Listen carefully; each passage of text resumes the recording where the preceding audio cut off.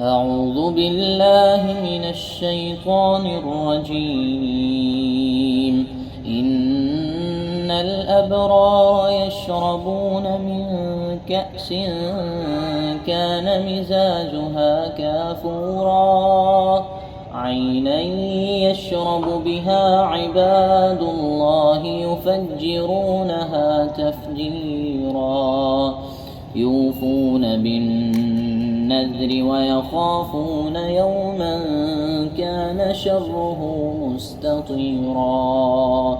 ويطعمون الطعام على حبه مسكينا ويتيما وأسيرا إنما نطعمكم لوجه الله لا نريد منكم جزاء ولا شكورا إنا نخاف من ربنا يوما عبوسا قمطريرا فوقاهم الله شر ذلك اليوم ولقاهم نضرة وسرورا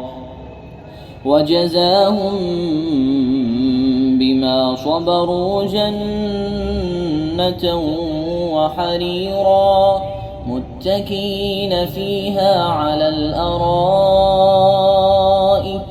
لا يرون فيها شمسا ولا زمهريرا